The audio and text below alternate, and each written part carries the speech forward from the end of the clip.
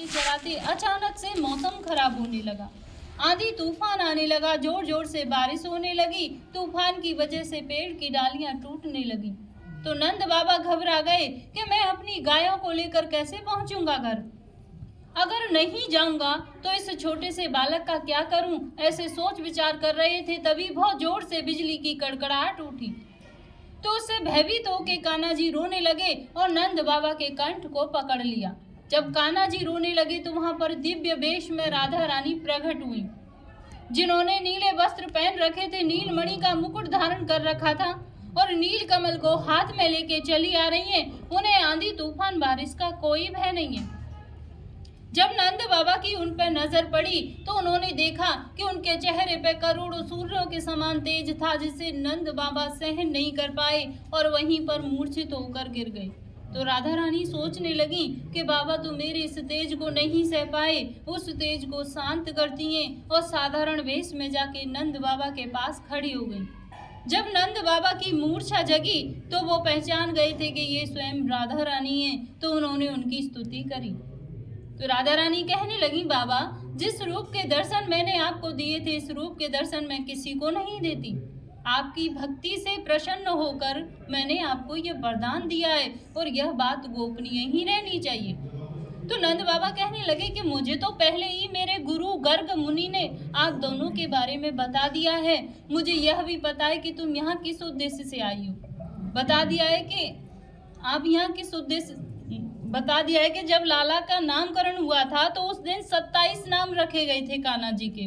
उसमें से 17 नाम राधा के ऊपर थे, जैसे राधिका वल्लभ, राधा दामोदर।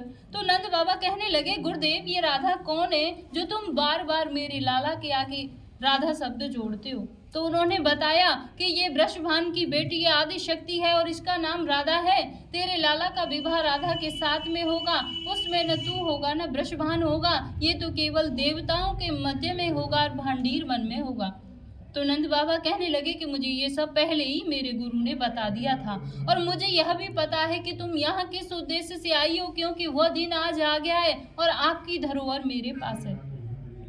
कान्हा जी को उनकी गोद में देते बोले, आप अपनी धरोहर को पकड़ो और अपना मनोरथ सिद्ध करने के बाद मेरे लाला को कुशल पूर्वक यशोदा मैया को लौटा देना। तो राधा रानी कान्हा जी को अपनी गोद में लेती हैं और गोद में लेके जब यहाँ इस स्थान पर प्रवेश करती हैं तो यहाँ आते ही कान्हा जी अपनी माया से किशोर अवस्था में हो जाते हैं। फिर उनकी माया से यहाँ पर एक सहस्त्रों खम्भों का मंडप प्रकट हुआ। सहस्त्रों माने हजारों खम्भों का। उसमें सभी खंभे सोने के थे जो रतन मोतियों से सुशोभित हो रहे थे। बीच में एक सिंहासन था, वह भी सोने का था, जिस पर चढ़ने के लिए 7 सीढ़ियां थी। तो राधा कृष्ण दोनों उस सिंहासन पर विराजमान हुए। तभी ब्रह्मलोक से ब्रह्मा जी आए और अपने कमंडल में से जल लेकर राधा रानी के श्री चरण कमलों को धोया और उनसे उनके चरणों की भक्ति का वरदान प्राप्त किया। फिर पूरी वैदिक रीति से उन दोनों का विवाह कराने लगे। तो विवाह में जब वेद मंत्रों का उच्चारण शुरू किया तो उसकी ध्वनि आकाश में गूंजने लगी। आवाज सुनकर सभी देवी देवता आ गए और देखकर बड़े प्रसन्न हुए कि आज तो ठाकुर जी का विवाह हो रहा है। पुष्प वर्षा करने लगे। तो विवाह में सारी रीतियां हुई थी, जैसे वेद मंत्रों की, हवन की, फेराओं की। तो लास्ट में विधि होती है मांग में सिंदूर भरने की। जब तक सिंदूर नहीं भरा जाता शादी मान्य नहीं होती है। तो आप यहाँ पर सभी ध्यान से दर्शन करो। यहाँ ठाकुर जी राधा रानी की मांग में सिंदूर भरते हुए, हाथ देखो ठाकुर जी का राधा रानी के सिर के ऊपर है, ऐसे चुटकी बनी हुई है हाथ में इस तरीके से। ये पूरे विश्व का एक ही मंदिर है जहाँ भगवान के शादी के दर्शन है। नहीं तो जहाँ भी दर्शन करोगे बंसी बजाते हुए करोगे। यहाँ पे ठाकुर जी के हाथ में बंसी नहीं है, सिंदूर है मांग भरते हुए। सिंदूर भरने के बाद में जब विवाह संपन्न हो गया तो उसके बाद जो ब्रह्मा जी थे वो अपने ब्रह्मलोक को चले गए, जो देवी देवता थे वो अपने देवलोक को चले गए। जो उनकी माया से यह मंडप प्रकट हुआ था वह भी यहाँ से अलोप हो गया। राधा कृष्ण दोनों अकेले रह गए। देखते ही देखते कान्हा जी फिर से बाल्यावस्था में हो गई। जैसे लेकर आई थी ना गोदी में, 2.5 वर्ष के थे, उसी अवस्था में फिर से हो गई। अब यह देखकर राधा रानी रोने लगी और कहने लगी, हे प्रभु अब यह कौन सी लीला रच रहे हो। मैं इस लीला को नहीं समझ पा रही हूँ कि अभी अभी तो आपने मेरे साथ विवाह रचाया था। अब यह कौन सी लीला है कि मैं तरुणावस्था में हूँ और आप बाल्यावस्था में हो। इस वियोग को मैं सहन नहीं कर पाऊंगी प्रभु। तभी आकाशवाणी हुई। आकाशवाणी द्वारा कान्हा जी कहने लगे, हे राधा रानी, जो तुम्हारा वास्तविक शरीर है वो तो हमेशा यहीं रहेगा भांडीर वन में। जो तुम्हारा छाया रूपी शरीर है वो तुम्हारे महलों में चला जाएगा और मैं आपसे नित्य रात को यहीं मिलने आया करूंगा।